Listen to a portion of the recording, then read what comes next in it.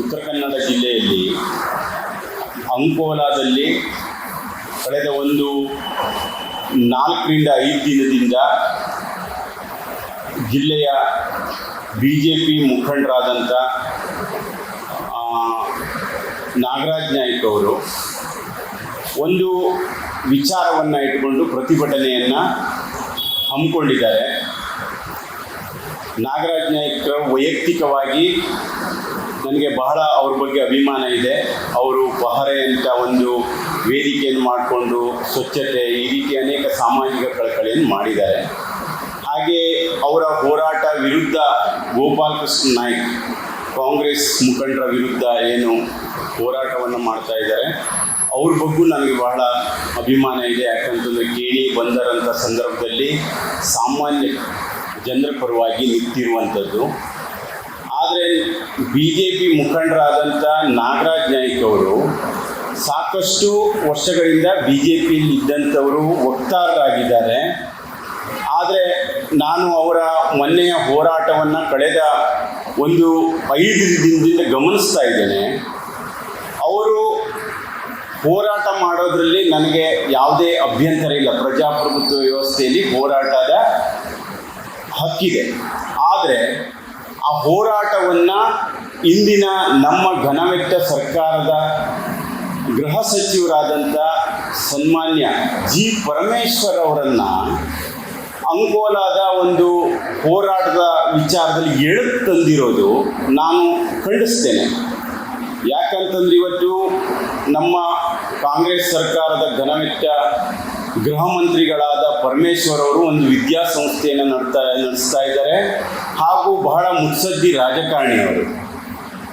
ಇವತ್ತು ಅಂಕೋಲಾಗೆ ಬಂದಂಥ ಸಂದರ್ಭದಲ್ಲಿ ಯಾವುದೋ ಒಬ್ಬರು ಕಾಂಗ್ರೆಸ್ ಕಾರ್ಯಕರ್ತರು ಮನೆಗೆ ಹೋಗುವಂಥದ್ದಕ್ಕೆ ಅವರವರ ಇಷ್ಟ ಅದು.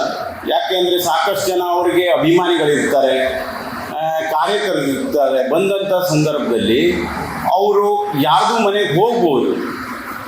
ಹೋದರು ಅಂದ ತಕ್ಷಣ ಆ ಹೋದಂಥ ವ್ಯಕ್ತಿ ಯಾರು ಮನೆಗೆ ಹೋಗಿದ್ದಾರೆ, ಯಾರು ಒಟ್ಟಿಗೆ ಅವರು ಹೋಗಿದ್ದಾರೆ, ಆ ವ್ಯಕ್ತಿಯಿಂದ ಏನಾದರೂ ಅವರು ತಪ್ಪಾದಾಗ ಅಲ್ಲಿ ಹೋದಂಥ ಯಾರು ಪರಮೇಶ್ವರ್ ಯಾವುದೇ XYZ ಪರಮೇಶ್ವರ್ ಅವರನ್ನು ದೂಷಿಸುವುದು ಸರಿಯೇ?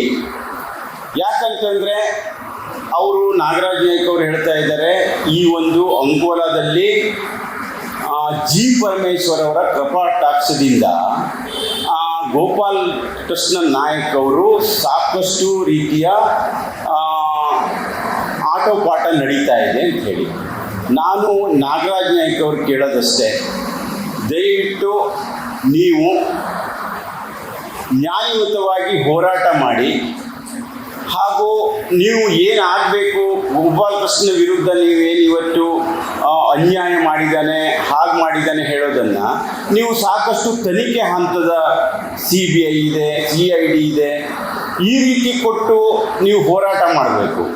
ಅದು ಬಿಟ್ಟುಕೊಂಡು ಪದೇ ಪದೇ ನನ್ನ ಹೋರಾಟವನ್ನು ಹಿಂತುಕೊಳ್ಬೇಕು ಅಂತಂದರೆ, G. ಪರಮೇಶ್ವರ್ ಸ್ಥಳಕ್ಕೆ ಬರಬೇಕು ಅಂತಂದರೆ ಇದು ಯಾವ ಪರಿ ತಮ್ಮ ಹೋರಾಟ? ಹಾಗಿದ್ರೆ G. ಪರಮೇಶ್ವರ್ ಅವರು ಯಾವುದೇ ಒಂದು ಕಾರ್ಯಕರ್ತರು ಯಾರ್ದು ಮನೆಗೆ ಹೋಗಬಾರ್ದ? ಏನಾದರೂ G. ಪರಮೇಶ್ವರ್ ಅವರು ಅಂಕೋಲಾ ಸ್ಟೇಷನ್ಗೆ ಫೋನ್ ಮಾಡಿ ಹೇಳಿದ್ದಾರೆ, ತಮ್ಮ ಹತ್ರ ದಾಖಲಾತಿ ಇದೆಯಾ, ಗೋಪಾಲ್ ಕೃಷ್ಣ ನಾಯ್ಕರ ನೀವು ಅಣತಿಯಂತೆ ನಡೀರಿ ಅಂತ ಹೇಳಿ ಎಲ್ಲಾದರೂ ಅಂಕೋಲಾ ಪೊಲೀಸ್ ಸ್ಟೇಷನ್ಗೆ ಫೋನ್ ಮಾಡಿ ಹೇಳಿದಾರ? ಹಾಗೂ ಅಲ್ಲಿ ಎಷ್ಟೊಂದು ಬೇಜವಾಬ್ದಾರಿಯುತ ಮಾತಾಡ್ತಾರೆ ಅಂತಂದು ಒಂದು ಪೊಲೀಸ್ ಇಲಾಖೆ ಬಗ್ಗೆ. ಪೊಲೀಸ್ ಇಲಾಖೆ ಈ ಅಂಕೋಲಾ ಸ್ಟೇಷನ್ನಲ್ಲಿ ಭಾಳ ಒಂದು ಗೋಪಾಲ್ ಕೃಷ್ಣ ಅಣತಿಯಂತೆ ನಡೀತಾ ಇದೆ ಅಂತೇಳಿ ಪೊಲೀಸರನ್ನು ಬಹಳ ಕೇವಲವಾಗಿ ಮಾತಾಡಿದ್ದಾರೆ. ದಯವಿಟ್ಟು ಈ ಸಂದರ್ಭದಲ್ಲಿ BJP ಮುಖಂಡರಾದಂಥ ನಾಗರಾಜ್ ನಾಯ್ಕರು ನಾನು ಹೇಳೋದಷ್ಟು, ಈ ಕೂಡಲೇ ನೀವು ಗೃಹ ಸಚಿವರು, ಇವತ್ತು ಗೃಹ ಸಚಿವರ ಬಗ್ಗೆ ನಾನೊಂದು ತುಮಕೂರಿನಲ್ಲೂ ಕೇಳಿದ್ದೇನೆ. ಒಂದು ನಮ್ಮೊಬ್ಬರು ಸ್ನೇಹಿತರು ಹೇಳ್ತಾ ಇದ್ರು, ಯಾರೋ ಒಬ್ಬ ಪಕ್ಷದ ಕಾರ್ಯಕರ್ತ ತಪ್ಪು ಮಾಡಿದಾಗ್ಲೂ ಅವನನ್ನು ಕಳಿಸಿದಂಥ ಒಂದು G. ಪರಮೇಶ್ವರ್ ಅವರು ಅಂಥ ಒಂದು ಮುತ್ಸದ್ದಿ ರಾಜಕಾರಣಿ. ಆದರೆ ಇವತ್ತು ನಮ್ಮ ಕಾಂಗ್ರೆಸ್ ಪಕ್ಷದ ಹೆಸರನ್ನು ಹಾಗೂ G. ಪರಮೇಶ್ವರ ಅವರ ಒಂದು ಹೆಸರನ್ನು ಹಾಳು ಮಾಡುವಂಥ ಕೆಲಸ ಈ BJP ಮುಖಂಡ ನಾಗರಾಜ್ ನಾಯ್ಕ್ ಅವರು ಮಾಡ್ತಾ ಇದ್ದಾರೆ. ದಯವಿಟ್ಟು ಇಲ್ಲಿಗೆ ನಿಲ್ಲಿಸಬೇಕು. ಇವತ್ತು ಅಕ್ರಮ ಅಂತೇಳಿ ಹೇಳ್ತಾ ಇದ್ದಾರೆ, ಅಕ್ರಮ ಮಾಡಿದ್ದಾರೆ ಅಂತೇಳಿ. ಇವತ್ತು ಜಿಲ್ಲೆಯಲ್ಲಿ ಇವ್ರದೇ ಸರ್ಕಾರ ಇತ್ತು. ಗೋಪಾಲಕೃಷ್ಣ ನಾಯ್ಕು ಈಗ 4 ವರ್ಷದಿಂದ ಅಕ್ರಮ ಮಾಡ್ತಾ ಇದ್ದಾರಾ, ಹಾಗೂ ಅವರ ಒಂದು ವೃತ್ತಿ ನನ್ನ ಪ್ರಕಾರ ತುಂಬ ವರ್ಷದಿಂದ ಇರಬಹುದು. BJP ಸರ್ಕಾರದ ಅವಧಿಲೂ ಅವ್ರದ್ದು ಇಲ್ಲೇನಾದರೂ ಉದ್ಯಮಗಳಿರ್ಬೋದು. ಅಂಥ ಸಂದರ್ಭದಲ್ಲಿ ಇವರು ಯಾಕೆ ಸುಮ್ಮನಿದ್ರು? ಮತ್ತು ಎಲ್ಲ ಅಕ್ರಮಗಳನ್ನು ಇವತ್ತು ಜಿಲ್ಲೆಯಲ್ಲಿ ತಡಿತೀನಿ ಅಂತ ಹೇಳ್ತಾ ಇದ್ದಾರೆ ನಾಗರಾಜ್ ನಾಯ್ಕರು. ನಾನು ದಯವಿಟ್ಟು ಭ್ರಷ್ಟಾಚಾರ ವಿರೋಧಿ ಹೋರಾಟಗಾರನಾಗಿ ಅವರೊಟ್ಟಿಗೆ ಕೈ ಜೋಡಿಸ್ತೇನೆ.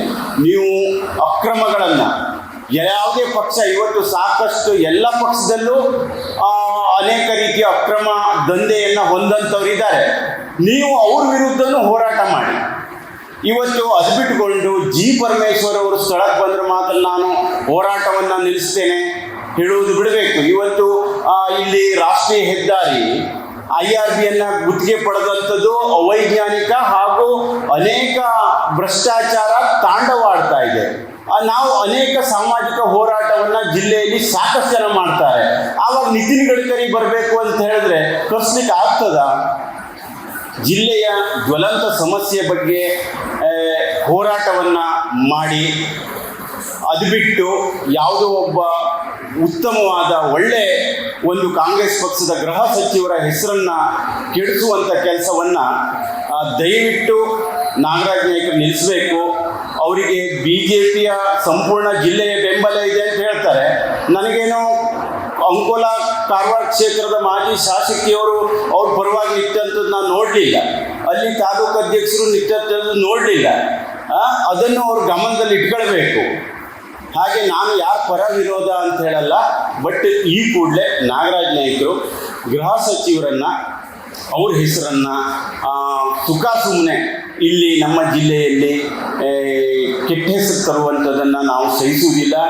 ನಾನು ಕಾಂಗ್ರೆಸ್ ಪಕ್ಷದ ಪರವಾಗಿ, ಗೃಹ ಸಚಿವರ ಪರವಾಗಿ, ಅವರ ಅಭಿಮಾನಿಯಾಗಿ ಇನ್ನು ಮುಂದೆ ನಾಗರಾಜ್ ನಾಯ್ಕರು ಅವರನ್ನು ಇಲ್ಲಿಗೆ ಬರಬೇಕು, ಹೋರಾಟ ನಿಲ್ಲಿಸ್ತೇನೆ ಹೇಳೋದನ್ನು ಬಿಟ್ಟು ತಾವು ಕಾನೂನಿನ ಚೌಕಟ್ಟಿನಡಿ ಯಾವ ರೀತಿಲೂ ಹೋರಾಟ ಮಾಡಿ ಯಾರು ನಿಮಗೆ ತೊಂದರೆ ಆಗಿದೆ, ಯಾರಿಂದ ಅನ್ಯಾಯ ಆಗಿದೆ ಅದನ್ನು ಖಂಡಿತವಾಗಿ ನೀವು ಕಾನೂನು ರೀತಿಯಲ್ಲಿ ಚೌಕಟ್ಟಿನಲ್ಲಿ ಹೋರಾಟ ಮಾಡಿ, ಯಾವುದೇ ಒಂದು ತಪ್ಪಿಲ್ಲದ, ಯಾವುದೇ ಒಂದು ಇದಿಲ್ಲದ ಗೃಹ ಸಚಿವರನ್ನು ಈ ಒಂದು ಇದರಲ್ಲಿ ನೀವು ಎಳಿಬಾರ್ದು ಅಂಥೇಳಿ ನಾನು ಅವರಿಗೆ ಈ ಕೂಡಲೇ ನೀವು ಅವ್ರ ಹೆಸರನ್ನು ಕೈ ಬಿಡಬೇಕು ಅಂಥೇಳಿ ನಾನು ಒತ್ತಾಯ ಮಾಡ್ತಾ ಇದ್ದೇನೆ, ಬಿಟ್ಟರೆ ಬೇರೆ ಏನೂ ಇಲ್ಲ. ನಮಸ್ಕಾರ.